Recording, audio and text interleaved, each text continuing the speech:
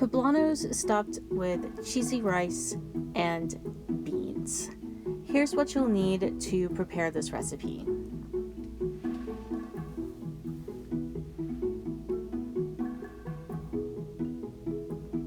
And here's what you'll need to prepare the homemade salsa.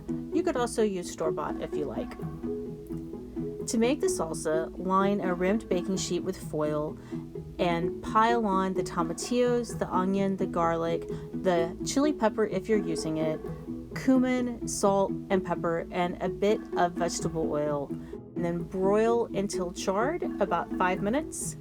Then transfer everything to a food processor, including all of the juices that may have run out. And buzz to coarsely chop. Just a few pulses should do it. And then add the cilantro and the juice of half a lime.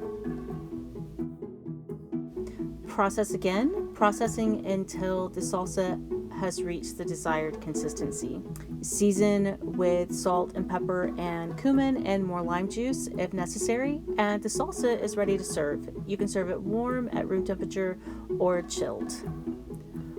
For the peppers, in a mixing bowl, combine the rice, beans, most of the cheese, and a good bit of the salsa. And then prepare your peppers. Cut the top off of each pepper and remove the core, seeds, and any large membranes. You basically want to create a cavity to hold the filling for these stuffed peppers. If your peppers are hot, you'll want to wear gloves. These were relatively mild, so I didn't bother. But if I were working with hot peppers, I absolutely would have worn gloves. Once your peppers are hollowed out, gently spoon the beans and rice mixture into the cavity of each pepper. You want to be gentle enough that you don't break the pepper, but at the same time, firm enough that you press any air pockets out so you can get as much filling in each pepper as possible.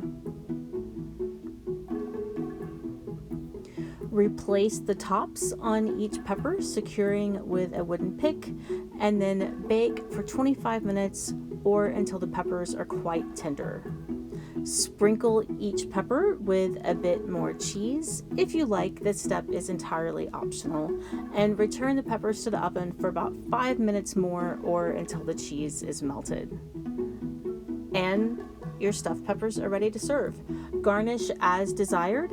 I served them with more cilantro, more salsa, and a bit of sliced avocado. I hope you enjoyed this video. For the complete recipe and others, please visit us at arkansasonline.com/cooking.